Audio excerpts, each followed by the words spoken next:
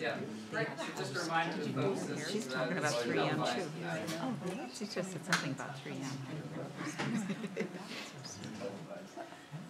So just a heads up for everyone, we're televised tonight as well as it's also being streamed at the town's website. Where's the television camera?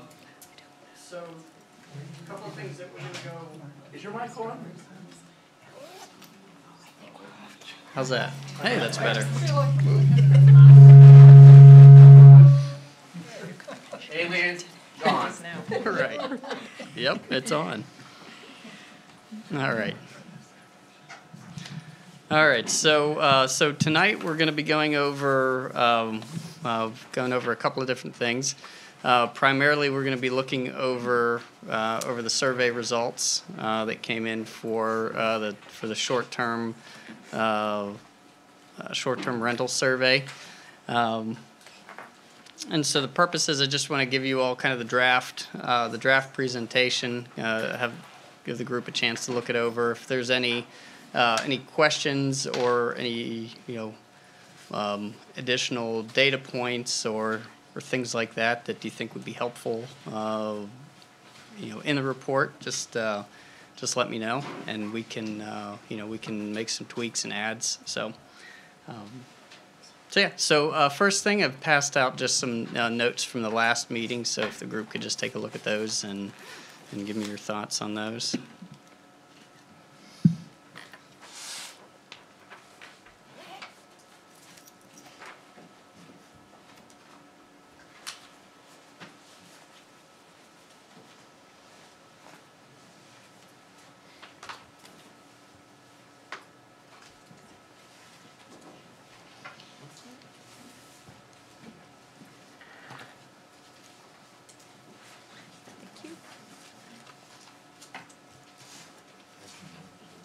If anybody else wants a copy.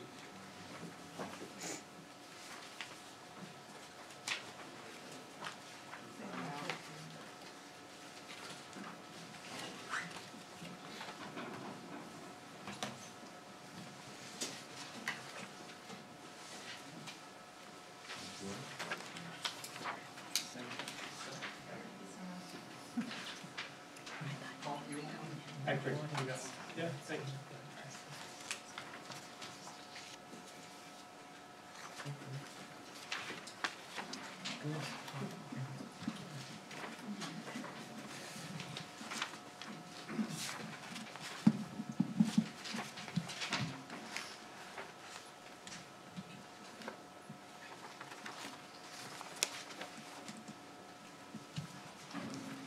Okay, so how are we in terms of the minutes from the last meeting? Everyone good with those?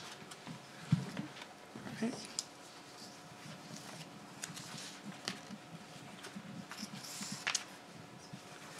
Okay, so I have broken up. I go over the preliminary results, and then I also had, just as a second item, go over the draft report. But realistically, since I've got them both, all the results are also integrated into the report. We'll just combine that as one topic tonight. I do have additional. We ran some other additional variations through SurveyMonkey on the data, where we also broke it out by zone, but I also didn't want to just information overload everybody with that. So just know that, but we did also break it out based on areas. So.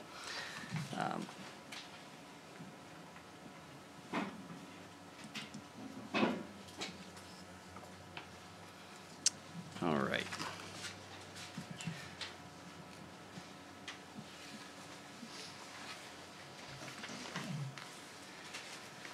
So this just goes over a little bit what we've been talking about. I mean, for those of you who've been participating with us, we've been talking. We started the process in May. We've had a lot of discussions about short-term rentals. The committee, we've seen a lot of different articles. There's been a lot of local news articles, national articles that have been passed out to you all, just discussing different trends and issues, and what we're seeing statewide with short-term rentals. And then also what we're really here to talk about tonight is the results of the survey that we did. So, and I know there was, we did have a shortcoming in the survey, and it was pointed out to us where we didn't specifically define to folks what short-term was. But for purposes of our conversations, we're talking about the less, the 30 days or less. And again, these numbers here that are on this slide, they're a little bit old, but I suspect we'll be seeing newer numbers as far as just stats for the state of Maine, what Airbnb, just as a mechanism has been doing as far as revenue in the state of Maine. So it just gives folks a sense as far as what kind of economy we're looking at. So this here is data that wasn't in the survey, but I thought it was helpful just to see based on, and this was using census data along with kind of our own staff findings in terms of how many short-term rentals we thought were in town. So just as a and I gave Portland just as a point of comparison here, as far as how much of our housing stock is utilized in some fashion, with the short-term rental industry. So, so we have about 9% just based on the census data of, compared with what we found looking at the online sites. So then just use the same thing as a comparison for the city of Portland. So, Paul? Can I ask a question? Sure. If you're going to issue a written report, I'm just wondering, you define short-term rentals as 30 days or less. Mm-hmm. That makes perfect sense. So, but then you use Airbnb in this as an example.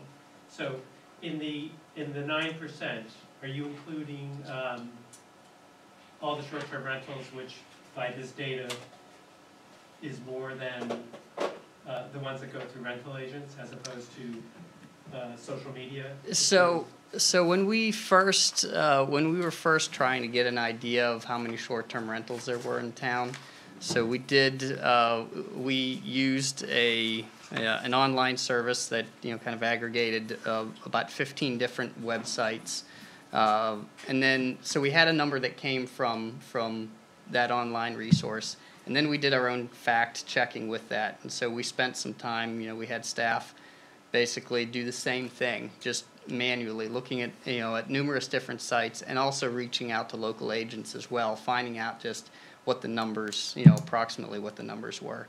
And we were pretty close. I mean, I think we were within 5, so the between those two. Represented there? Yes, there's some rental agencies that are represented in here. So. But yeah, and so it was, and again, is this 100%? No, but it just gives us a general sense of what we're looking at. How about hotels that convert to ownership? So like the Beechwood, which 10 years ago was a hotel, and today is essentially a hotel, except that, it's not a neighborhood. Yeah, it's a condo form of ownership. Right. Yep. But if you did this 10 years ago, you wouldn't have counted them, and today you would count them, I assume, if there were. If they showed up. Listed. Yeah, if they showed up listed. Yeah, if the Beechwood, or Resort at Goose Rocks, if they showed up in there, then those numbers would have been included in there. But if they would have showed up individually. I guess my point is, when you read the survey results, people aren't perceiving a big increase, and yet, when you look at the numbers, there might be a big increase. Well, let's get further into the survey results. I don't want to get hung up on this particular point. I just put it in just as a point of data, to show, to get a sense of, this is about how much in terms of the housing stock that we have in town that's affected in some way, shape, or form. Single-family homes, basically. I wouldn't, I'm not making that assumption that these are single-family homes. This could be, this could be a duplex. It's not hotels and B&Bs and things like Well, some hotels and the smaller motels use Airbnb, Yeah, you so know, they as may part of be that. counted, They could have been included in, in some of that. Should that be noted somewhere then, if we're gonna publish this? You know, we can go back over the data and just see what we have in the overall numbers in Yeah. that 265 and just see whether or not, that's a good point. We can see how many are, if there's hotels or B&Bs or if it's just residences. Yep. Do you know how the 740 in Portland were gathered? So was that just a 700. scrape of like an aggregate site? No, 740 is from their registry. Okay, so Yep. they require registration. Correct. They require registration. Yep. Is that including stuff that would show up from hotels and stuff like that? Do they have to register? No, so theirs would primarily be that are going through the City of Portland's registry. So they wouldn't include any hotels in there. So if you're gonna compare, it's not apples Yep. to apples. Why did you choose Portland to compare to? We're two completely different communities. Because the data was available for it, in terms of the registry. I also picked it just because Portland has been pretty aggressive in terms of how they did it, and so quite frankly, I was curious, as to saying, all right, you've taken this really aggressive stance, and how many, what percentage of your housing stock does this actually affect? And so I was primarily curious just to find that out, and I have to say, frankly, I was surprised, because I expected the number to be much higher, based on kind of the regulatory level that they chose to go after. I suspect South Portland's probably going to be pretty similar, in that regard. But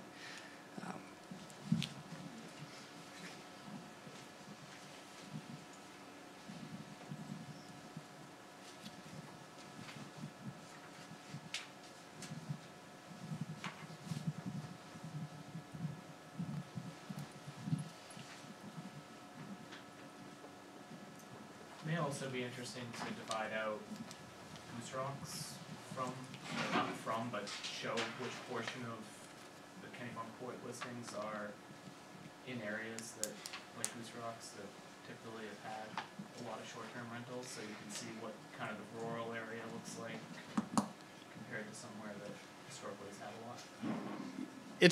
and that would be an interesting piece to see. What I found was that even just with the survey results, we wound up with so much data, it became kind of a question of, all right, so how many slides do I put out here just in terms of, to do kind of an overview of it. But certainly that is available, and and I can, all the other different pieces and even the data, I can, we'll put all that on the website for those folks that want to play around with that. Would we also put in another community to this, just looking at this slide, that would be similar to Kennebunkport? My hesitancy with putting Portland up here, as some folks have echoed, is that it's not an apples to apples comparison. Mm-hmm. And it feels as if by putting Portland to me, that you could be maybe leading people to think that we're headed towards the same direction that Portland's doing, and I don't know what our outcome is going to be. But that's just my initial gut reaction of not having another local community that's of a similar demographic to ours. Yeah, I can look for another town that has that data. Yeah, but Portland hasn't historically been a rental community. Someplace are looking quick. Yeah, I don't know, it'd just be interesting to see another data point of a community that's large tourism and rentals, if it exists with the data. You could get a gun with something like that, couldn't Yeah, it depends if they've got a registry for it. If they have a registry for short-term rentals. But you didn't use a registry for ours, so you're not comparing. Well, I didn't have a registry. No, I so I understand. used the best But- so- information that I me- had. To me, Portland is totally irrelevant and misleading on the same slide. All right. If you want to, you have to collect data the same way if you're going to compare it. So if you're looking at Airbnb, that's great, that's fine. So choose Airbnb in any town, but don't choose a Yep. registry in one town, which is ignoring all the Airbnbs that are hotels in Portland that use Airbnb.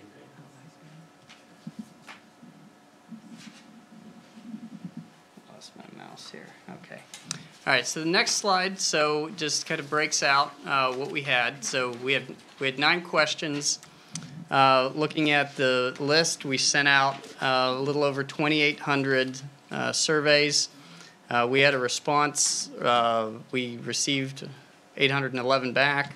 So that gives us 29% of a response rate, 71%, choosing not to respond. And again, I'm not going to. I didn't put any speculation in terms of why 71% didn't respond. But a lot of there's a lot of different reasons. I mean, some folks may not have felt strongly about the subject. Some may have just not been able to complete the survey and get it back in a timely fashion. And we had very few returns as far as in the mail. You usually send out a mailing and you find out just how good your address database is based on all the mail that comes back. But I was surprised we actually had relatively few returns. So. But there were some that came in off the website. Yes. Correct? As well as, yep. I think there were, like that, Kennebunkport Residents Association, they sent out a copy of it. Yeah, so we had, I want to say there was 120 maybe that came in through the email. And then, the rest came in, that folks mailed back to us. Surprisingly enough, there are still folks that use faxes as well, and we had a fair number that came in on the fax machine too. So, so they came in all different fashions, and some folks just came and dropped them off. Can I ask what would be a good response rate? Where would our response rate lie in that spectrum? Yeah, I mean, I feel like a 30% response rate is pretty good, in terms of getting a good sampling. I mean, I think that, in an ideal world, if you had 50% response, I mean, that would be, that would be pretty ideal. But I think close to 30% is a respectable number.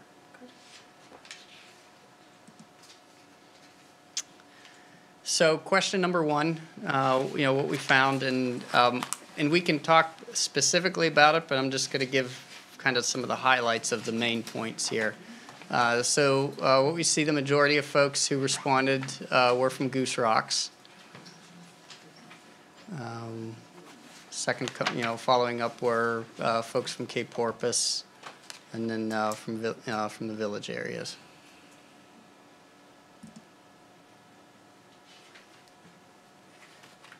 So the majority of folks who responded were year-round residents and property owners at 47%.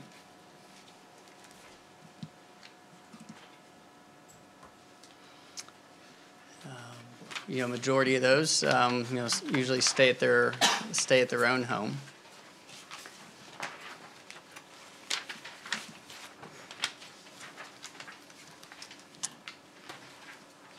So as far as the presence of short-term rentals, we're seeing that majority number that we have there, that short-term rentals are common now and in the past.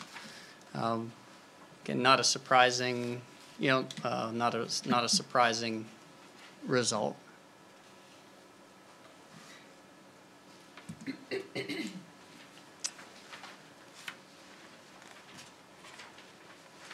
So folks tend to, in terms of, if folks rent it out, we're just a little bit above using real estate agents over online. But this, this answer could also include, it was a check all that applies, so there were multiple, the potential for multiples.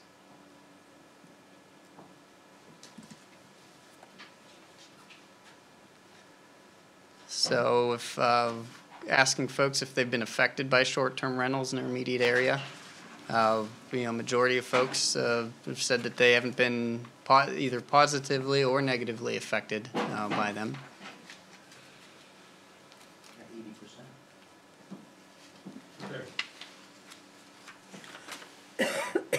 and then you add the positive, Oh, it's sure. 80%. Yeah. So, history of short-term rentals. Yeah, it's certainly the majority of folks have had some experience with a short-term rental, either having, hosted or stayed at one or have been involved with it in some fashion. So folks are pretty familiar with, the concept.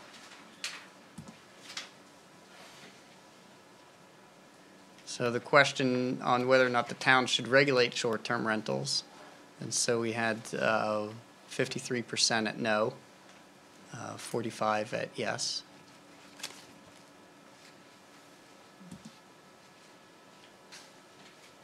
And then, again, not an altogether surprising answer on who should pay for it if the town chooses to regulate it, and majority of that was for that the property owner should bear the cost of that.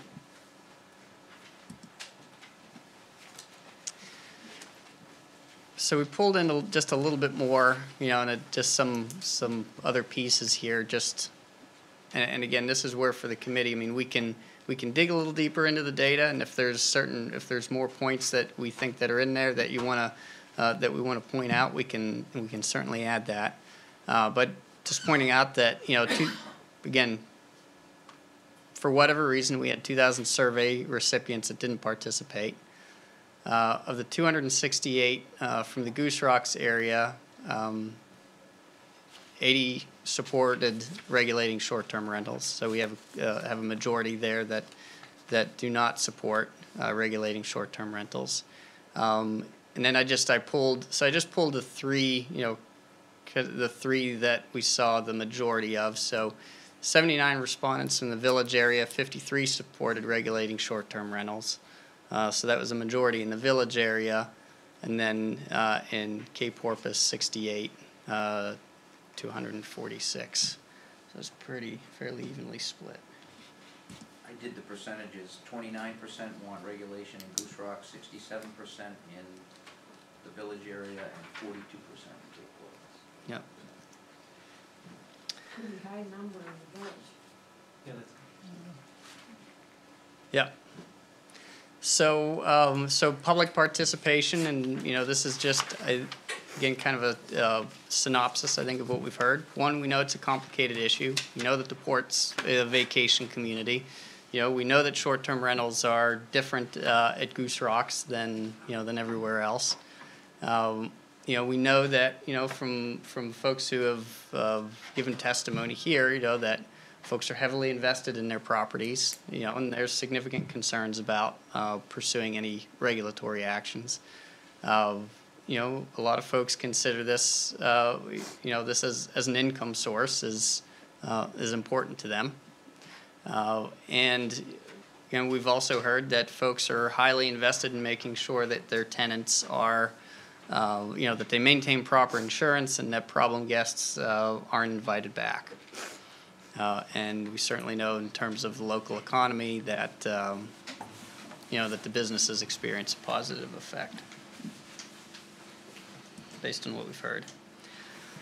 And then, so from the committee members, you all sent me, kind of your thoughts, and I didn't put everything out there, but as I read them over, and please tell me, if you want me to add anything more, but these are just some of the, again, a lot of folks said a lot of the same things, so I just tried to pull, the major points out. The committee, we've heard and we've talked about local nuisance ordinances, related to noise, traffic, and parking. That's maybe something that the town looks at, kind of reviewing the effectiveness of the current regs that are on the books. One of the things that was discussed, in opinions was, maybe short-term rentals should be limited in certain areas, such as private roads and primarily residential areas. There was a suggestion that, again, because noise can be somewhat of a difficult thing to manage and to determine, that there are simplified ways to determine noise issues, certainly, the opinion to, leave the situation alone, that, absent any, significant data that points it out as being an issue, that, that maybe it didn't lend itself to being regulated. Another point was, was offering up that we should potentially monitor the level of short-term rentals over the next few years to see what's occurring with those numbers. The majority of communities that at least in the articles that I've read, have seen an increase. There are some where and I think part of this is because what sounds like with Airbnb and VRBO, where the price points are getting higher in terms of the administrative costs, that there've actually been, in some communities, have seen a decrease in the number. But you don't Listings. of listings. Yep. Another suggestion was also just to consider having a basic registration for the purpose of having the owner's contact info, and also just a way that if we do get complaints, to have a database to be able to tie a complaint to a specific property. And then also just some commentary that there's the feeling that gentrification of many properties for rental purposes, so significant renos or knockdown rebuilds, just has affected the character of Kennebunkport and a lot, and especially those that are looking to seek affordable short-term accommodations. That gentrification piece, do we know that it's for rental purposes, or is it people coming to build their own as a second home? Or I think it's a bit of a big assumption to think that all of the reconstruction is happening for rental purposes. Yeah, no, that's a valid point. Again, I'm just putting opinions. I'm just putting opinions in. But yeah, I wouldn't say that all the renovations and rebuilds that we're seeing are directed at rentals or at short-term rentals. I would say, just kind of anecdotally, what we see coming through the office there, I think there's probably more towards private use as opposed to being used as short-term. This would make it feel a little bit different. So. This would make it seem like there's a bunch that are being renovated just to rent or knock down. Aren't these comments that came in the survey though, and not necessarily? No, this is. These are our comments. Yeah, this is The opinion. comments, but not anything that came from the survey, right? Right. Correct. Although it was interesting, and I'll make available the whole spreadsheet with that has some of the different pieces where we asked for comments. The other and the comments. Yep. And sometimes when one of the things was other was like 10 or 11%, so it's like, Yeah. What were the others? Right. Yep. You know, Yep. So I can make Yeah. I did send to you all that the spreadsheet with all of that, and so.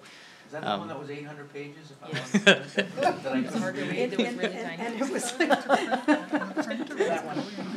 Yeah. Well, Did you not print it? I was gonna. certainly suggest that you don't. So. But yeah, so also and some folks had asked, how were we going to deal with the survey data? So what we did is that we had, we had part-time staff just take all the paper surveys, and just because we created the survey in SurveyMonkey, and that was where the analytical tools were, we just manually inputted all of the surveys right back into that. So that was the process. So. And then staff observations, and some of this was reading through some of the different comments that came in on the survey. Specific complaints were really a lot of them were around behavioral issues. Some of them were rather explicit describing the behavioral issues, but they were things such as noise, drunkenness, etc. What you would kind of expect. But again, and also just from my perspective, the complaints and issues, we don't track those in such a way that they can be easily analyzed or specifically attributed to short-term rentals. So I think that's an important piece in terms of being able to tie complaints to a specific phenomenon. and also just the cost, the cost of enforcement. I mean, you can have there's varying costs depending on what the town would decide they would want to do in terms of enforcement. I mean, it's one thing if you're doing a registry, it's a whole other thing if you've, if you have, a web presence and do site inspections and things of that nature. So it's difficult to, when folks ask, well, what's this going to cost? Well, it's difficult to put a price tag on it until you know exactly what it is that you're supposed to be doing. So that's one of the questions and observations.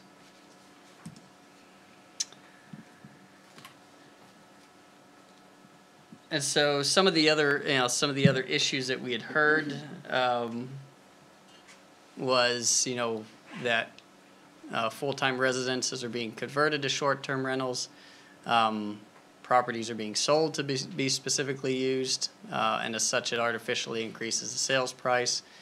Noise and trash have increased due to visitors who stay at short-term rentals, and that Kennebunkport has less residents and more empty second homes that are short-term. So, I have a little bit of a problem throwing that slide out there. well, let me finish with the responses, and then you can. Okay. I chose to just do it as two separate slides. I mean, I can always put the answers right next to each other, but this was so. With those particular issues, the first one, again, without having a registry, it's really difficult to show any proof of that particular point that, that we're seeing a lot of conversions, because it's difficult to verify.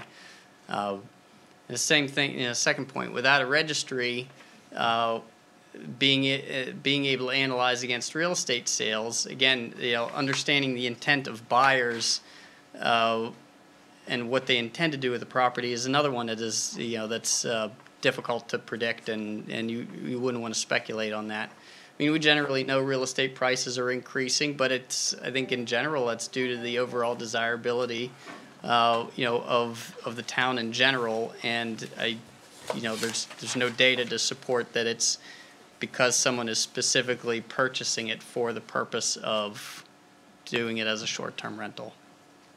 Same thing with the behavioral complaints. Specifically trying to pinpoint noise and trash, tying them to short-term vacation users versus full-time residents. It's one thing if you have, I think, specific problem properties that you're aware of. That's pretty clear. But I think in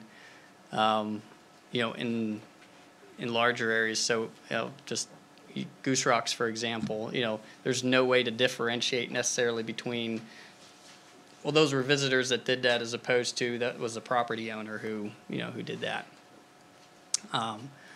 And then the other piece, though, that we do know in general, that we know that non-resident ownership of residential property just in general is increasing dramatically, over resident ownership in town. So we do know that. We know it based on census data, voter reg, but we also know it just based on a comparison of our housing starts versus what we have for local mailing addresses as well, that come in. So, we see significantly more new housing units coming into town. And again, this isn't a statement saying that those are tied to short-term rentals, but it's just, kind of a recognition of, the fact that, overall we have more housing starts, we have more second homes that are being constructed in town, and less long-term residents. So, do we know if that percentage has changed over the decades and stuff like that? Well, I grabbed, But that's new housing. I'm talking about historical. Historically speaking. Yeah. I mean, there's always been a very large number of non-resident property owners. True. Yeah. Yeah. I'm not sure it's increased. Whether it's increased or whether it stayed the same. The population has, certainly. The population has increased, but it's a relatively, slow increase, and I don't think it doesn't follow, the trend with with housing units, so. So questions kind of left to ask, and again, certainly committee weigh in on, any additional questions, or different ones. Are short-term rentals increasing in town? That's a question, again, with right now only kind of 1 year of data. It's not a question that we can necessarily answer because we haven't trended. We don't have a trend of data for it. And then I think the question that, a lot of communities struggle with is that if you're going to regulate them, we're seeing this in other communities, how many is too many? Is there a number? I don't know, but I throw that just out as a question of, is that a question that the town wants to ask? And then the complaints, how many of them are because of short-term rentals? Another question that, that we don't really have the answer to. And then the current nuisance ordinances, are they effective? And I think that falls more on kind of a departmental review of, what's currently on the books. And the last piece is just, the two kind of things to consider. And that would be, I would consider, if the town wants to really understand how short-term rentals are, how they're coming into town, what the effect is over the course of the next 2 years, then, I'm suggesting, doing some monitoring of the trend, over the next few years. But then also specifically the departmental review of the current nuisance ordinances, I think, is important. Because if you're going to put in something to deal with behavioral issues, you want to make sure that you're dealing with the right crowd. So, but.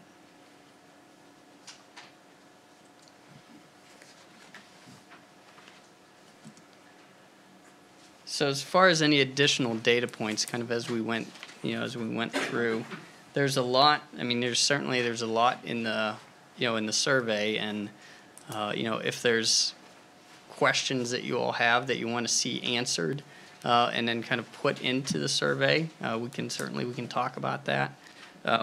Bill, I know you sent me an email. You asked, the number of surveys that were sent out. What versus resident versus non-resident, right? Yeah. Or local versus non-local. So we sent out 2,826. There were 1,204 that went to 04046 and 04014. So that's your Cape Porpoise and the port.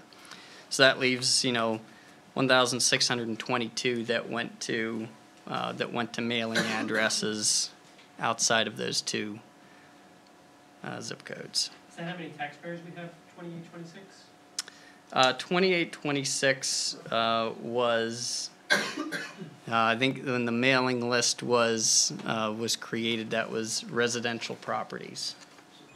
That's right. The other question I had, just because I just noticed the difference in the numbers there, on one graph we had 2,944 housing stock, but we only sent out 2,800 surveys. Well, now keep in mind that that's a census, so that's census data numbers, and that's units. So for instance, if you had a duplex, you'd have 2 housing units there, or if you had a multiplex or something like that. If you had more than one house, so, did you get one survey or more than one survey? Well, it went based on the tax bills. So if you had, I think if it was, if you had 2 houses on one property, then you would have gotten. I'm just saying. You would have gotten one. A lot of people have more than one house. Yep. Yep. One of the ones that went to other zip codes, is there a breakdown of that of being Kennebunk, Arundel, local in the area versus Massachusetts? I could do that. I just, for tonight. Some of us live across the street. Right, exactly. Yep. Yeah, I didn't break that out, but that's we can certainly do that. Tell you how how the zip codes break out.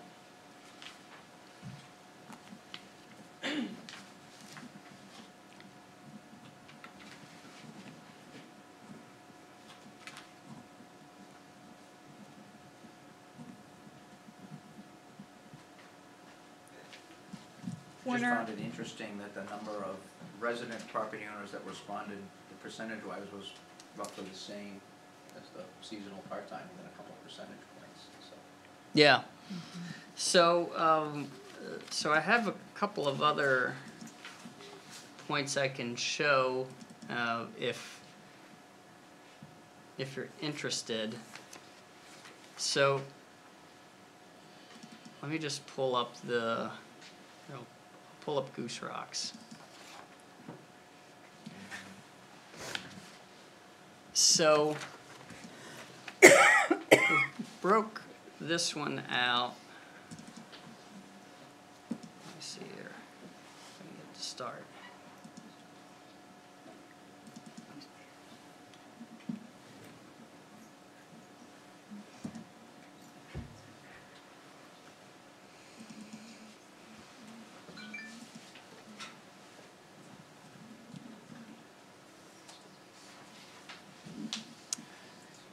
So this was, so I don't have the, it's not in the draft presentation, but I'm happy to put these on the website. So what we did is we broke them out also into the different areas just to see what the responses looked like in the individual areas. So this one is specific to Goose Rocks.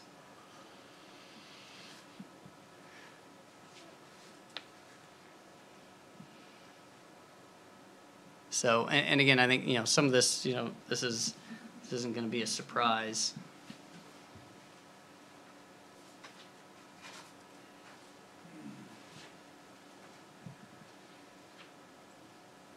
In terms of what we, I think what we would have expected to see. We know that there's a pretty strong real estate agent presence down at Goose Rock, so that's not a surprising number there.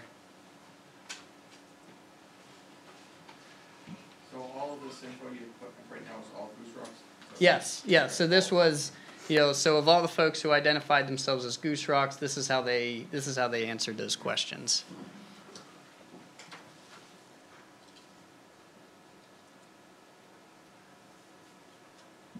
Yeah, and same thing, and again, not a surprise, that the folks down at Goose Rocks have a pretty extensive history with short-term rentals.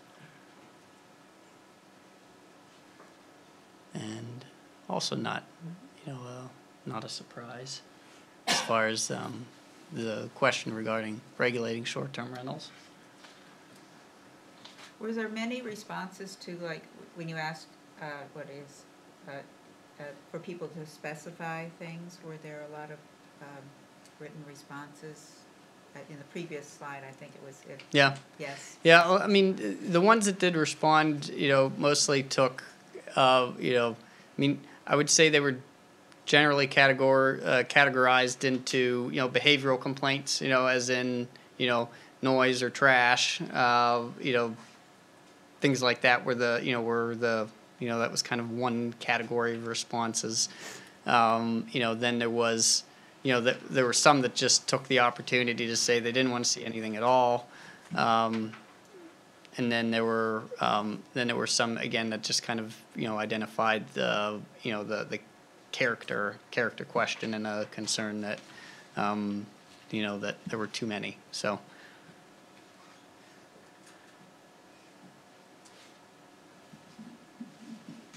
And so that was Goose Rocks, and then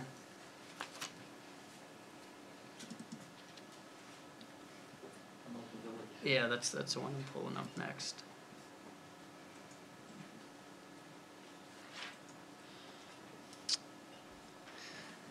Yep. So not a surprise, for the village. The majority of respondents are year-round folks. Not a surprise, usually staying at home.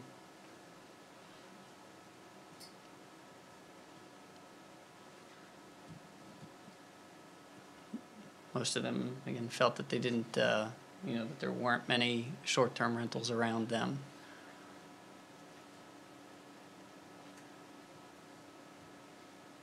Kind of an even split as far as, like, who was using what.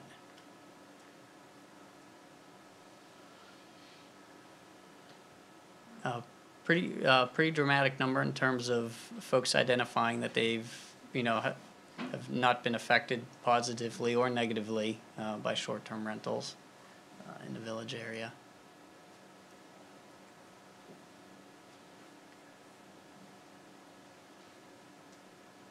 And also, pretty significant number of folks in the village area that have some level of history with short-term rentals, either having stayed at one, or hosted.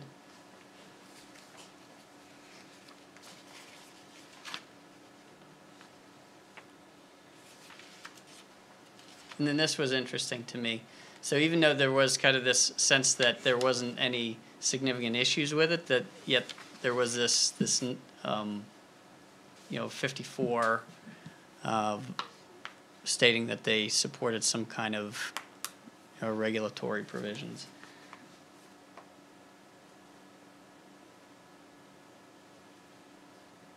And Is the village area mostly where the hotels and B&Bs well, and motels are located? yeah, well, and my sense is that, because thinking about that particular question of, what might have driven that, and, I think to some level, you're also dealing with an area that's adjacent to Dock Square, and so you do have, just in general, a lot of effects of the tourism industry that just, as a matter of traffic and the restaurants and pedestrians, all comes down through that area. So, so that was my takeaway from that particular, that particular response, is that they just, they experience the effects of it just globally to begin with. I'm wondering if because of the rumor situation a couple of years ago with the change from the village area not being eligible to rent to roomers, and that being changed, that everybody that was involved in it had to go through a process of applying, notifying abutters, blah, blah, blah, blah, blah. I'm wondering if some of that response to that question is driven by people who had been involved in that change. Yeah, it's possible, folks that were, that were part of that. Yep. But it's a very small number, isn't it? Did you tell us? People who actually registered? Yeah, relatively. Yeah, and I mean in the in the grand scheme of the numbers. Yeah, yeah. So, Bill, did you have something? No, I was just when we chose how to break down the zones for the survey, we didn't split Cape Porpoise into the zones that it's split in zoning wise. That's right. Which is good for this. Yeah. So, the village area does not include. I know Riverfront was farther. Correct. Yep, we did. Farther Yeah, out. we broke out Riverfront. Yeah. Yep. Okay. That doesn't have its own zoning wise, or does it? Riverfront. It does. Okay. Yep. Is it Yeah, possible on to the put up Kennebunk, map? on the river side of Ocean Okay, Avenue, riverside. primarily. Yeah. It does a weird little thing for a couple of residential properties on that side, and then spins back around and picks up the Colony. But for the most part, it's all, Riverside. it's all Riverside. Yep. Werner, is it possible to put up the map? Do you have that available? I don't have the map specifically available, but we can include that in the in the presentation piece. So.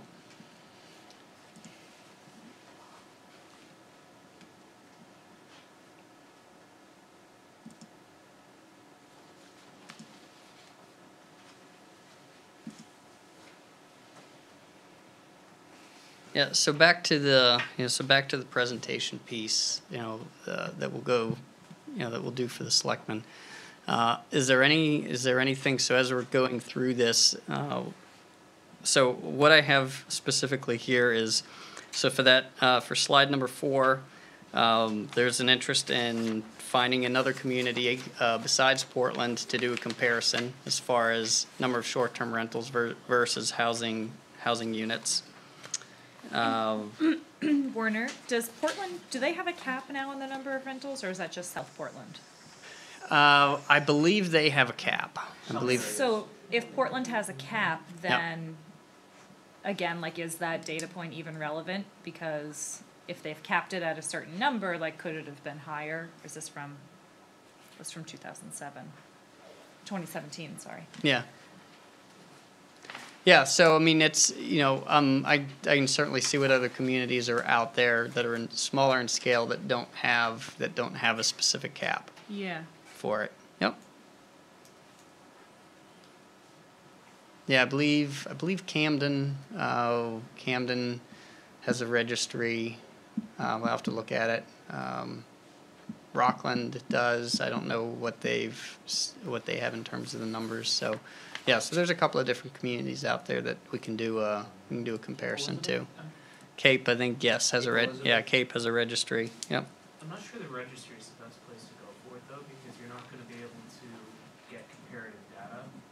So I would pick a data source that you can get from each of the communities. Yep. So if you use like one of the aggregation sites that will count Mhm. how many, just use that for each of the communities, because there was a lot of extra legwork done in this town to go and try to find all of the short-term rentals, but the comparative data is not necessarily going to have those. Yeah, no, that's a valid point. And I know a lot of those communities have used, you know, as they were, you know, I think going through similar exercises, used a lot of that as well. Yep. There's a website called AirDNA that will give you total counts. It'll plot it on a map. It'll show vacancy rates and average rental. Yeah, I looked at a couple of those. What I found was tricky with some of those, and I think, you know, and it's something that we discussed here as well. You have to be really careful on some of those, because some of them where they're just using zip codes, you know, that will pull Arundel into the mix. Others, if you just if it just pulls it based on the description in people's listings, then oftentimes it pulls in Lower Village into the mix, and, you know, and Biddeford and Arundel as well. Like, it, you know, so yeah, we'll want to make sure that it's geographically capped at the port. So. So, are there any other points that folks feel like they want kind of teased out of the data? I have a question on the things to consider slide with the trend monitoring. Yes. What are you proposing is monitored? Like the number of rentals or complaints or all of the above? So the trend monitoring would be doing trend monitoring of the 15 different odd of online sites that advertise and do the short-term rental piece. So that would that's really primarily to start gathering just data on how many short-term rentals are in Kennebunkport. And then it'll be a departmental discussion as to whether or not we want to try to start to break out complaints and start to collect them in such a fashion that we can tie them a bit better to properties, so that we can see where that data falls. So, but that'll be I think, putting this forward to the selectmen. Then the question there is what do the Board of Selectmen want to see, or what do they want to direct staff to do, or what do they want to direct to the town manager at that point to say, all right, we should consider doing X, Y, and Z. So I own a B&B in town, and I come to this meeting with a different perspective than most of the other people here. So my concern has been that I can't add on any space to my property. Even though I have a huge backyard. And so all summer long, I serve breakfast on my front porch, and I hear banging away, and across the street, the Airbnb is adding on space. The other side of me, they're adding on space for short-term rentals, but I can't do any of that. So my interest in this for controlling it would be just that there's a level playing field between a licensed B and B and a pretty much unlicensed Airbnb. Yep. And that's been I think that's been kind of a universal kind of common discussion point, just I think within the industry. Yep. To that end, as a small hotelier, in Cape Porpoise, we're subjected to the 9% hospitality lodging tax that we pay to the state. How many of these folks that are renting out have a tax ID and pay the same amount? Yeah. Everyone does. Everyone does. Yep. Every time we And also to that point, Airbnb now pays the tax. Probably too. Does VRBO do it also? Or, Yeah, they just so their tax is being paid. Yep. The bigger question on the tax piece of it, and this is, and I debated whether or not to put in an additional slide of points that I think that are somewhat unknown. But one of the unknown points, so that was one of those points was, the question about the lodging tax. Do short-term property owners, do they pay lodging tax? And again, because that's sometimes one of those unknowns in terms of whether they do or don't.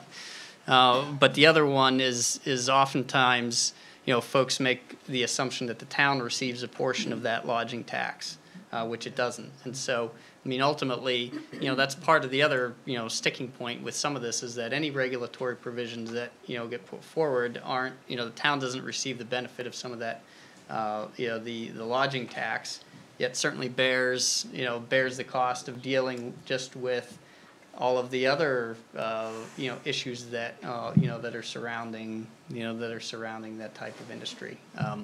I think there's been numerous attempts at the state legislature to try to get some level of that cost to be shared with the towns, but good luck with that one.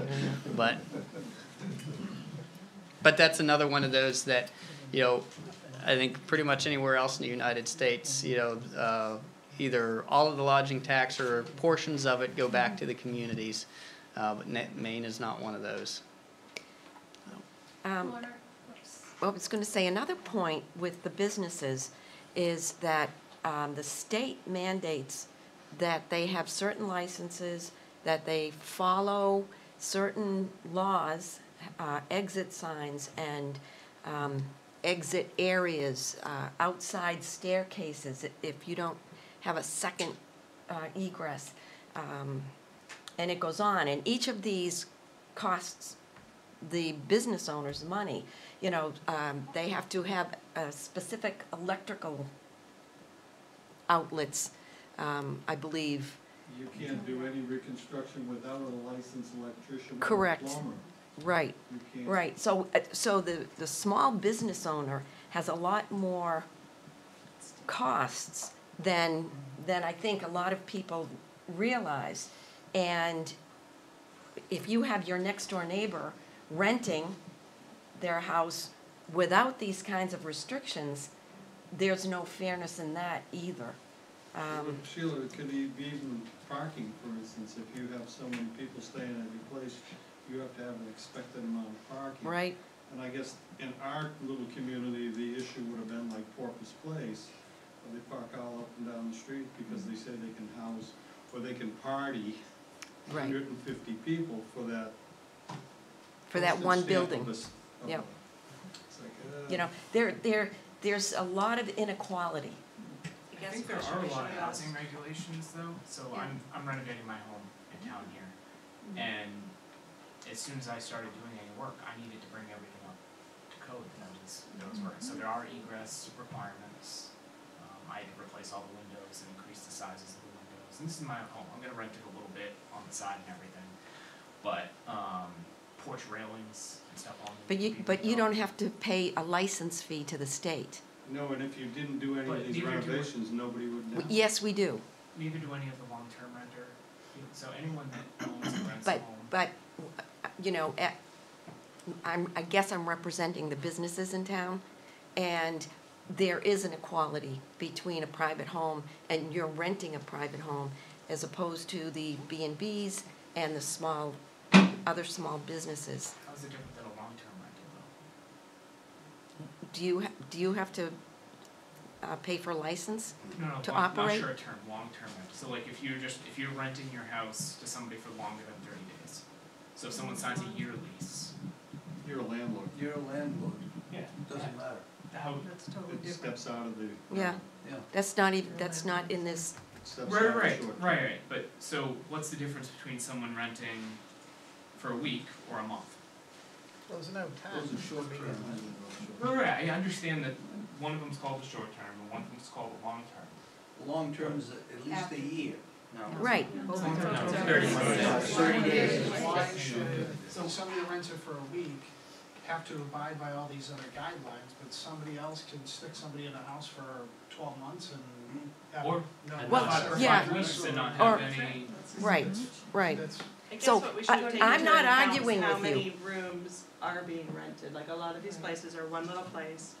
You have, one room that you rent, or you rent an apartment and that's it. While hotel or motel has multiple rooms. So I guess in the survey, it probably would have been a good concept of like, are you renting one little place, or are you renting 15 rooms? Like I know there's issues on some of the larger I'm not places. arguing with anybody. No, I'm just just saying it would have putting been it a good out question there, for us to. the inequality of running a B&B as opposed to your You next feel door that way neighbor with one renting it room, out. Somebody renting one room in their house, you feel that is equal to a B&B. Well, obviously, if you rent out a room, to me, you're still doing business. Right. And if you're doing business, then should you not have to have an exit lit sign for 24 hours a day? Do you have to have a separate egress for, in case of emergency? You don't. You keep your house as your house. Yet another house, like the Mainstay, which is basically a house, has to go through all of this. So I'm just throwing that out, where, when you talk about the village, and they do want to have some kind of, restriction, that's probably why. Yeah, I'm understanding, I just wondered if there was like a number that kind of came out that somebody felt like this was a small business versus this was renting their house to one person. You know what I mean? It is a little different, and I think that leans into why he's saying like, I can rent my house for 31 days. Yeah, like I have a 2-bedroom house. Right. I What can is the rent that difference room. between me renting it for a week to somebody or renting it for a month? Nothing.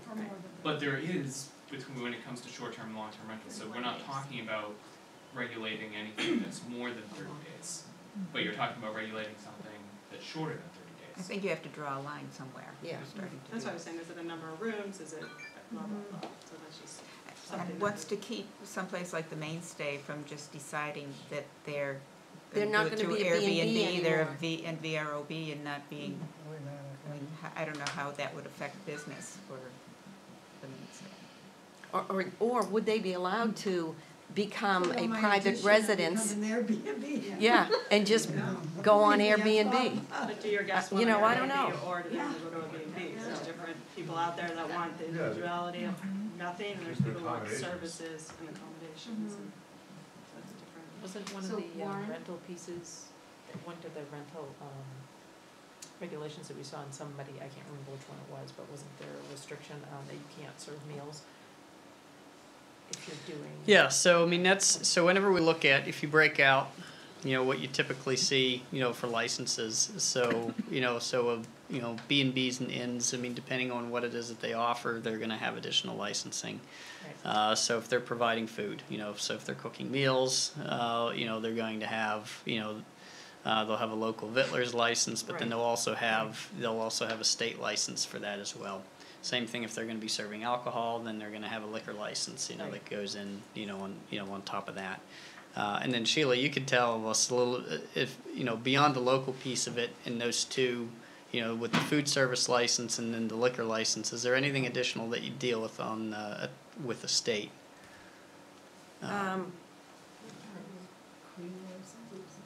What is it? Oh, no.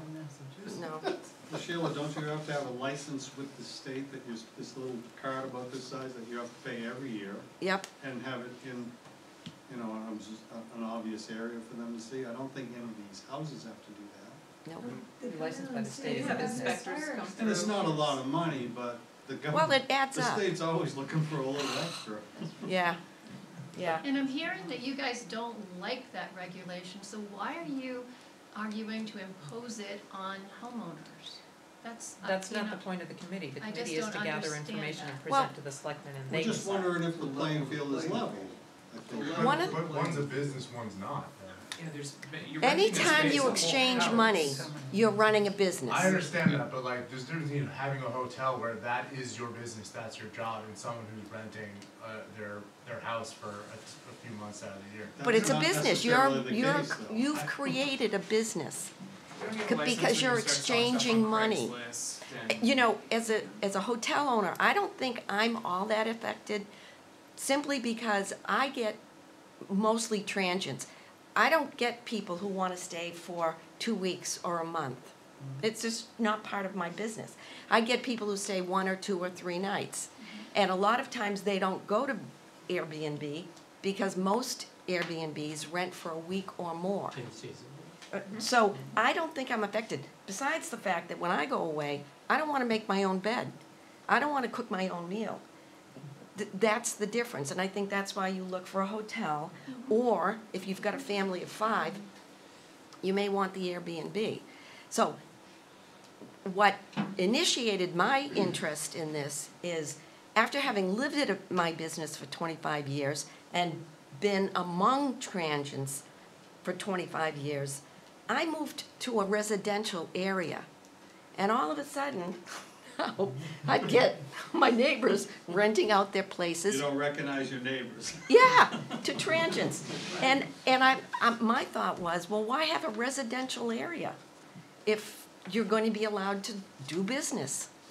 That's where I'm coming from. If you drive down Main Street today, going from the main stage to Dock Square, almost every house along that little Yep. strip is either putting on an addition or has finished putting on an addition. And some of them are mega Yep. additions. Yep. And they're clearly for short-term rentals. I don't- And I I know. can't add on one Yeah, half. I don't understand. Oh, I know what they are. Well, I mean, There's lot coverage, we have, Exactly, there's zoning. if we have zoning rules, There's- if you've maxed out and they haven't, then Right, they have the right to build. But I haven't maxed out, I can't add on because I've got too much lot coverage. I don't, I can't, Yeah. that's not the reason why I can't Yeah, I mean, the add tricky on. piece with the village, and this is, this has been a rub, I think this has been a rub ever since zoning was enacted, that created this in the first place, was that, hotels, motels, B&Bs in the village, residential area are non-conforming uses. And so as such, they don't have any potential for expansion of the building. I have a huge lot. so that should be looked at. So, Right. yeah, that's been one of the big rubs, I think, since the 70s, whenever it was first done. I will say, interestingly enough, we've seen more of those having been bought up and not maintained as B&Bs, Right. but instead have been converted over to private residences. Higher value. That's right, yeah. The B&Bs pretty much in my area are all doing as best they can to maintain a beautiful property. And we put our heart and soul into it, and to not be able to do any addition to add on to it, but my neighbors, my Airbnb neighbors can, that just doesn't seem right to me.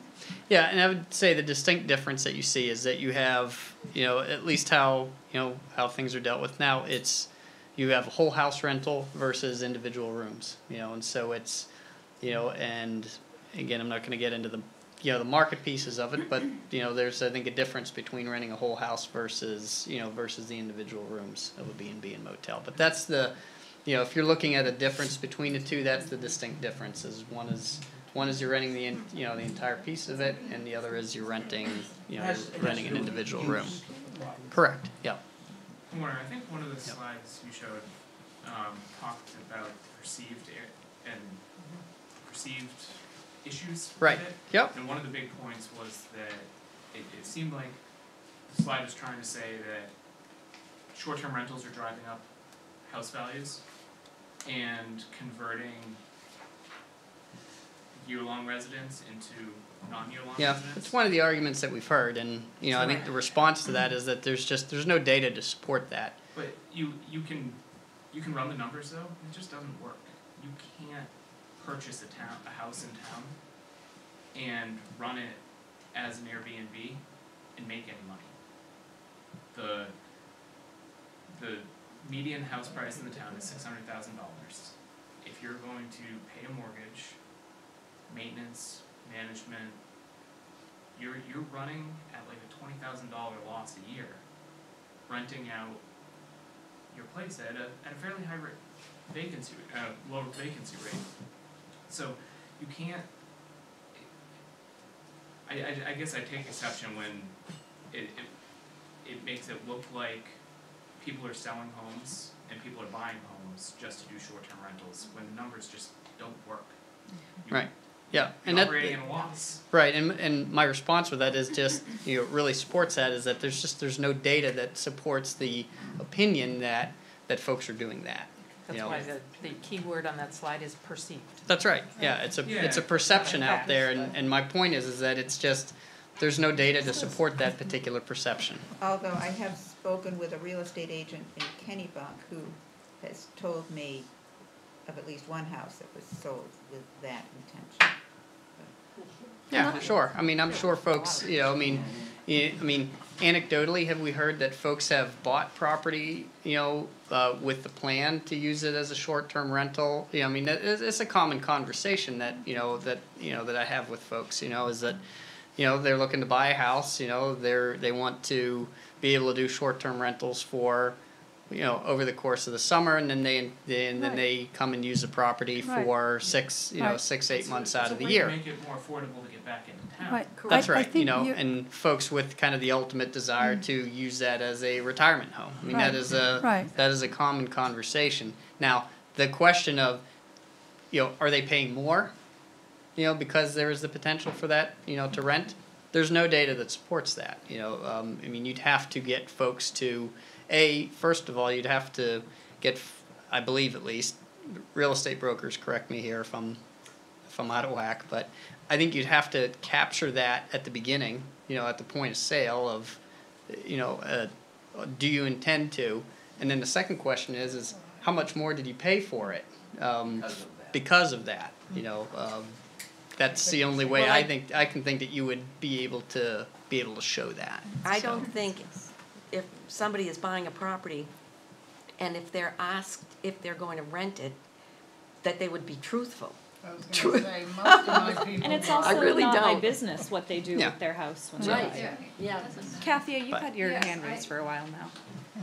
I just want to say, to Sheila's point, she was saying that she needs licenses to be able to rent and, I'm not even talking about my place. Your I'm place or talking about whatever, the different areas. B&Bs. But I just want to say, on the real estate part, being a rental manager, that we have guidelines, and we rent properties short-term, long-term, and we have guidelines that we have to follow, and by the state, and we're regulated. So we pay a license as well, and we have to follow these guidelines in order to rent, and we get audited all the time. But not And the properties. Yes, we have paperwork that we have to follow to make sure that the properties are up to par, and they have carbon monoxide detectors, they have fire. If they're rentals. If they're rentals. And they have energy forms that we have to fill out. We have all these forms, and then our agency gets audited. And they come in, like they're coming in next week, and all of our paperwork has to be up to par. And also, our bookkeeper sends in all of our tax money all the time. So it's not only the bed and breakfast or the different hotels that pay these licenses, but it's also the real estate agencies that pay the licenses, that if they rent properties, that we have to follow these guidelines. But do the Airbnb properties have to do that? I have no idea because Yeah, they don't. I don't believe they do. Airbnb. And Susan, you don't either. No. So Yeah. we follow the guidelines, we pay a license, and we get audited. And I just wanna make that clear that, you know, we're affected by that. Kathy Jones, who owned an Airbnb, and she's been deceased for quite some time. She's the one that brought this to our attention years ago when things first started coming up. She said, you know, one of the people down the street from her has a big home very near the Captain Lord Mansion, and the place has like 10 bedrooms, and he was renting them out, you know, all summer long, and there was never any regulation. Under the radar. And it was under the radar, and she was saying, you know, we had to do this, we have to, you know, pay this, and these other places do not. And what can we do about it? And at the time, remember we had, I think, our first meeting, and at the time, it didn't seem to be that big a deal. We didn't think there were that many out there, and, you know, it never went anywhere. And since then, it's become bigger and bigger and bigger, and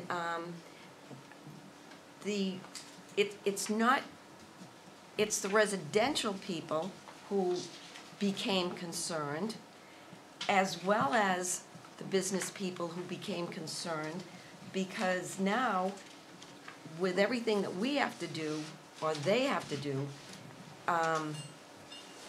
you know, it's just not equal. And a lot of people don't even use Airbnb.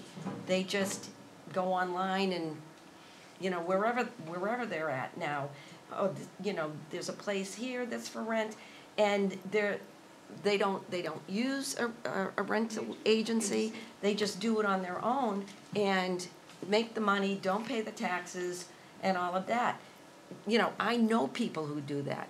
And we can only Bless their have- soul. And we But- can only have fully insured people go into a rental. You know, we can only have fully insured. Right. Anyone that's doing work in a rental, they can only be fully insured. Services. Any services done. And we have to have their insurance certificate on hand. Right. They Right. have to be licensed. But not everybody goes through a rental agency. That's right. So- We have two neighbors that have the place right next to us. They live in Florida. They rent, not through Airbnb. Huh? VRBO. And there's a place across the street. And they just put an ad in the paper somewhere. Yeah. They get the rentals, and they pay nothing. And they add it up.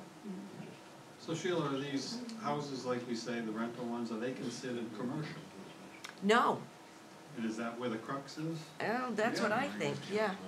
Yeah. You know, and again, I jumped in because I went from, you know, one place and moved to a residential area that is not really residential anymore. And so if you have a designated residential area, what does that mean? This has been happening in town for 100 years. Goose Rocks. Goose Rocks, yes. Goose Rocks, yeah. Goose Rocks, yes. But not the amount of rentals that we see now, the way it is now. Not the amount. But the data doesn't show that. What's that? The data doesn't show that you just presented. Yeah, there's only a couple And you're hundred rentals out automatically there. assuming that they rent for 10 or 12 weeks every single summer. Oh, no, I'm not assuming anything. I'm just telling you, I know people who do it. They, you know, they rent and they have a clientele that they've had for, you know, a number of years, and they're not registered in the state, and. Young people though that are just, this is such a good tool for a young homeowner. Oh, to get in absolutely. town and use, and Not so I'm arguing back with you. into town, and I know there's a number of my friends that will live with their parents for the summer and rent their house. I To know. be able to pay for the mortgages. Trust me, I know. Yeah. It just. It's opportunity. It is. It is. Such a good opportunity Exactly. to get- The and problem lies with the fact that the B&Bs in town and the other businesses in town have to follow these rules and regulations that you don't have to. But it's a different business, but isn't it a different, I mean, essentially No, you said it isn't. yourself, like, if They you rent go, rooms. if you go somewhere though, you don't wanna make your own bed, and you don't wanna cook your own food, it's completely different, those people are still gonna choose to go to the bed and You have breakfast or. people serving you in the house. Yeah. I'm not speaking for myself. No, I'm just saying, you said that. The It was what you said. Right. So I'm just saying that there's still those people that wanna go to the Airbnb, so like You have a cleanliness thing of people preparing food for you, you have people coming into people's rooms and changing them over, where when you rent People a getting house, tipped out. you rent a full house and. Yeah, but you then don't why have are you not access to it. restricted But how is that by not the state? lodging? We're not gonna fix the state problem there though. Well, part of it But we lies with the they definition. have to pay license fees, et cetera, to the state. You, however, do not. But this And so town- there's this an town can't imbalance make there. This town can't make a state law though that requires Airbnb people to have a state license. No, but why do you have a residential area? We've always had rentals. And, you know, there's really no difference between someone renting for a short term and someone renting long term. Like, I have a bunch of long term rentals out of state, down in Massachusetts, they're just long term rentals. It's an apartment building, people always, there's never been licenses or anything for that. Like, and it's the same house, I'm required to have second egresses, just as anyone else is, and like the egress windows have to be the right size, your stairs have to be the right slope, you've got to have railings, you've got to have smoke alarms and fire detection, those are all codes that exist today for residential properties. Like, you can't not do those things. And yeah, people can break the law or go under the radar. And they're always gonna be able to do that. I mean, the fact is, they're doing something wrong or illegal, and more regulation isn't going to make more people follow the law. Yep, I agree. So, Sheila, just one point. I know the state has upped their game in terms of catching people, because I know people, just like you know people who haven't gotten caught, I know people who have gotten caught. Tax-wise? Yeah. They have interns too. They look, they can find people and they're checking. So, 10 years ago, they didn't have the way to do that, because most of it's online. It's not through a rental agent. We know the rental agents all follow the law, and that now most of the two major ones collect the tax now in the state, and the state's going after the others. They don't have their head in the sand on this one. Is there any, looking at the laws that went in, I think in the early 1970s, that made it so restrictive for the B&B owners, that maybe now is the time that there should be perhaps a little flexibility in letting the B&Bs do an upgrade on their property? I mean, we're not trying to harm anybody, we're trying to improve our property. I get complaints, I have one, if you look on TripAdvisor this week, and they said that the owners were really nice, blah, blah, blah, but there should have been a bigger common area. You know, well, yeah, I would like a bigger common area. And there's no space to expand. Yeah. That's the thing. Our coverage, lot coverage is minuscule. Maybe I'm talking to the wrong group. no, so I think, it's a valid point. You know, I mean, those types of changes require ordinance amendments. And so, and so just like, this committee was brought together because there were folks that were interested in making changes or bringing forward proposed changes, I think it's just as, the mechanism is we don't typically just create an ordinance amendment, based on one or two requests. I typically look for direction to comes from the town manager, which comes through the Board of Selectmen, That's one mechanism, you know, in terms of making those requests. The other piece is that if we have, you know, if we have supportive language that's within a town's comprehensive plan that suggests a specific ordinance amendment, then through Growth Planning Committee, we look at making ordinance amendments that are suggested in the comprehensive plan. But that's really, that's the mechanism. So what I would encourage you to do is to talk to your elected officials to say, hey, look, you know, we're looking, like, in terms of leveling the playing field, you know, what about, you know, making regulatory amendments to the zoning ordinance that allows for, you know, the B&Bs and the inns, you know, within town to do modest expansions so that they can compete more readily.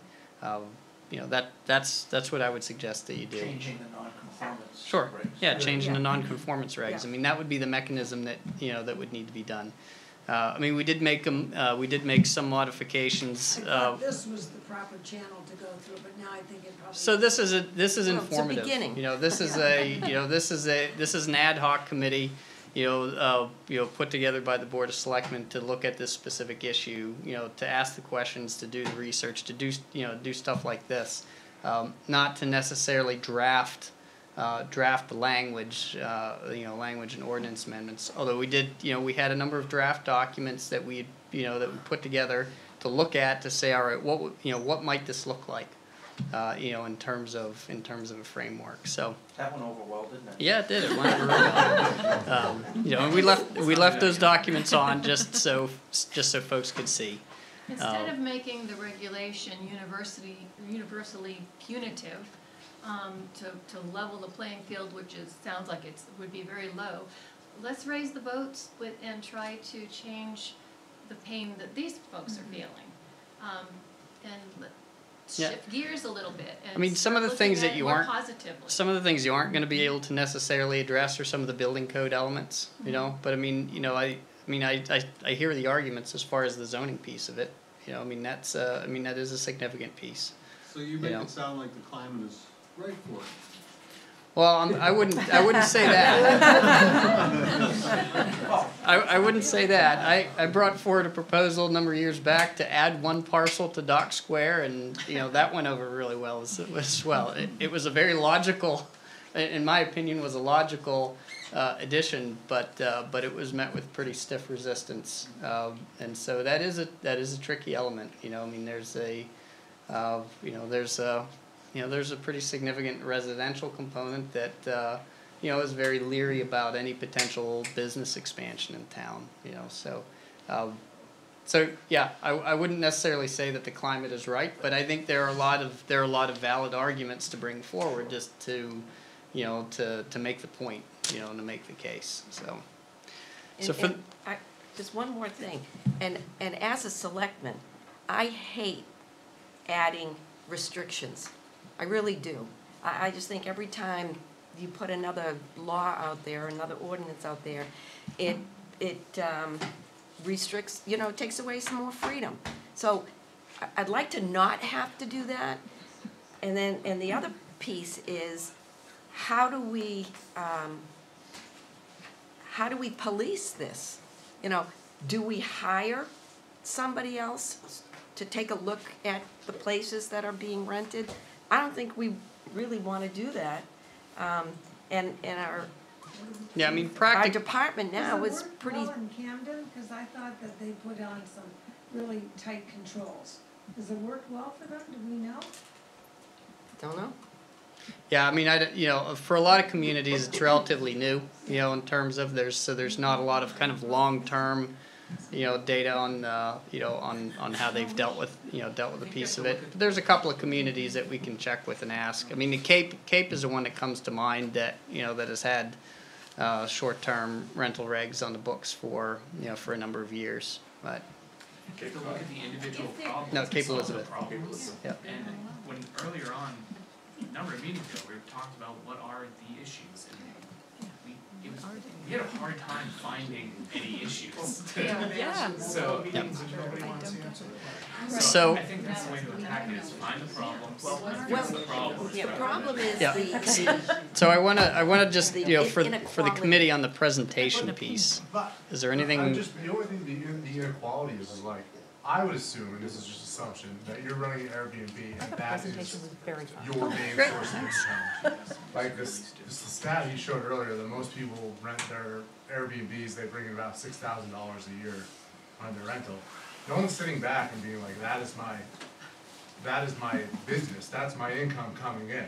These people are running businesses, they're running businesses, they're pulling in hopefully more than $6,000 a year, so it's not, there is no comparison, except there's that no the people quality. who are renting your house otherwise would be renting someplace else, But they don't because they want wanna come here. Probably go someplace. Don't you think There's the a reason why problem they rent is the house when next it to used to be Yeah. that there were year-round rentals and there were weekly rentals? Now that Airbnb has made it easy for people to rent by the night or 2 nights or 3 nights, I feel like that's when it's become so competitive with the hotels and the bed and breakfast. Maybe I'm wrong. but it well, seems I to think be- that, at least what I've heard is that, with the online platforms, it certainly has become a lot more transparent, of the number of rentals that are out there, and I think that, there's certainly, this town has had a lot of them, and, I can't tell you how many, short-term rentals this town had, 10 years ago, that, the data Right, just we don't doesn't have the exist. But I think, all these platforms have just made it very obvious, as far as where they are and how many that you have. I do think that, again, just the anecdotal of data of knowing that there have been property owners who have not re-upped leases with long-term renters and have opted to do short-term rentals, primarily because they didn't want to deal with a long-term tenant. They preferred dealing with short-term, with a short-term tenant, and didn't want to go through, And the they make more hassles money. of that. And they were able to make some more money than But that. it's So, bringing more people into the community that are but- spending more money in the town, for our livelihood, so I don't know why. Well, there's the issue of the money, which is one issue, and we've been talking a lot about that and the costs to, like, a B&B as opposed to an Airbnb. But there's also the character of the community and the people who live here who expect a residential community. And so I'm thinking, when you look up at the screen there, I think that's still the village area that's up there. Where there, a lot more are saying that they should be regulated, and it's a lot different from Goose Rock's Beach. So I think we really need to look at the various areas of town and maybe deal with different areas of town in different ways. I don't think 10% of people even said they were negatively or. Go to the slide before, there was no problem. Yeah, that's the only one. problem. But there's only Yeah, people. so what do you? so I want to try to wrap this meeting up for tonight. Excuse me, let me finish with the committee here. So for the purposes of wrapping this presentation up for the selectmen, what I have is that, so we have slide number 4, making sure what we're dealing with is the local data is just homes. Also, look for a different comparison other than the city of Portland. So maybe I'll look to pull data from Cape Elizabeth just as an example. Been talking about them, and I think they've probably got the data that we're looking for, and maybe do that as a comparison. Cape Elizabeth, do they have as much of a tourism industry, a downtown businesses that thrive? I'm just looking at a number of comparison between the two, or I can just put in what Kennebunkport has in terms of that, not do any comparison, just to give a sense. Okay. If you're dealing with communities that have registry, then we don't. Yeah.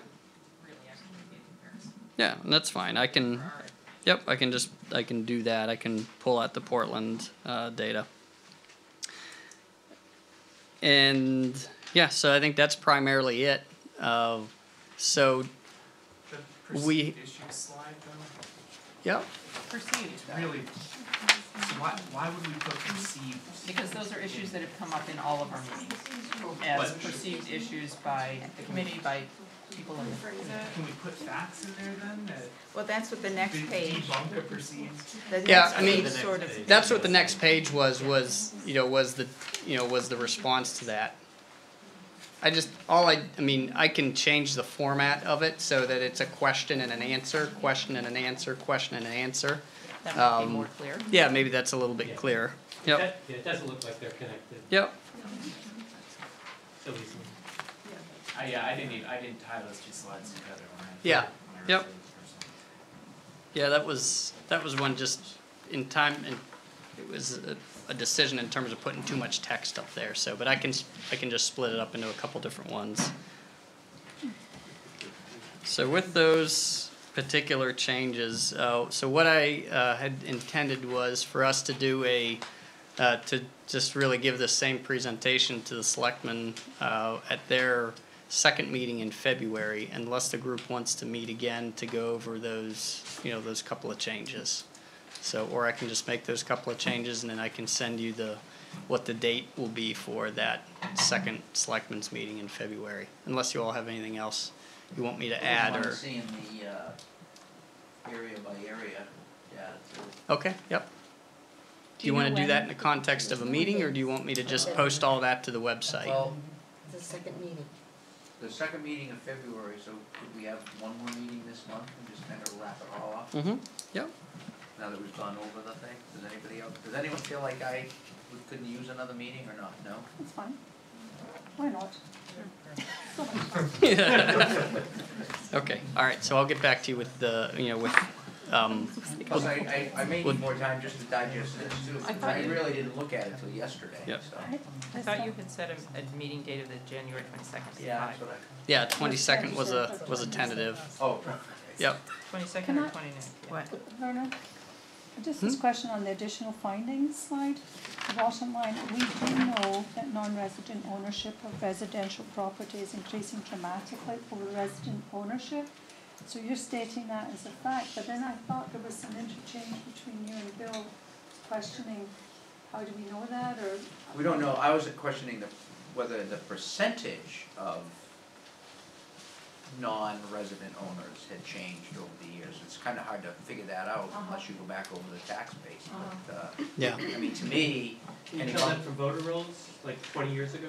Would that be of interest to know that? it would be to me, to see if the percentage is actually increasing as dramatically as that chart seems Yeah. to. Or as the And I was new home I was keeping it more as a sense of perspective. of households, saying we have a new housing start and here's what we have for local mailing addresses, and so it wasn't broken down to necessarily the number of individuals.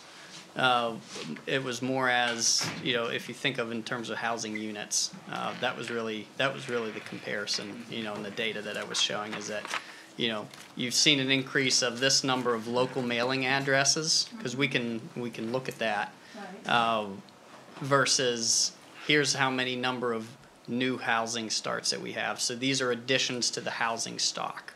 And so what is increased? Have we seen an increase in the number of local mailing addresses? And you're making an assumption there. You're making an assumption that a local mailing address is tied to a resident. And then the housing start, you can't. You don't assign that to either. It's just here's a new house that's shown up here in town, and which is how do those compare to each other? And again, we see an increase, but there's a significantly higher increase in the number of housing starts versus that increase in the number of local mailing addresses. So. But maybe after the house is done, they move in and they become residents. Exactly. Yeah, well, and that's why we Or did they a couple. don't rent That's the why house. we did a couple of years, just to show the trend. Because you're right, it doesn't account for that immediate change within the same year. But wasn't, and this isn't, this committee's, I know we gotta go, I'm sorry. Wasn't there, when they were doing the information about the housing, and comparing age of community, and wasn't, in that presentation, wasn't there information about, like, over 10 years, I don't know where it came from, census or whatever, but showing that the number of full-time year-round residents versus, seasonal property owner had switched, like from 40%, or, I don't know, but Yeah, that I was in the, seem to remember seeing yeah, that that was in somewhere the, with that. that was in the housing study. Yeah. Yep. See, the number is in there. Yes. I don't know, there you go. Yeah. Is that a comprehensive plan thing? No, No, it's it's, what was done by the housing group last year. Oh, for the- Is it fall workplace housing? 2016? Yeah. Yeah, that, It was part of the background for that. Yep. yeah, that's what I thought. Okay, all right, and I'll send out a confirmation in for everyone, so, thank you. Thank you. Oh, thank you. Was there no, there was no date?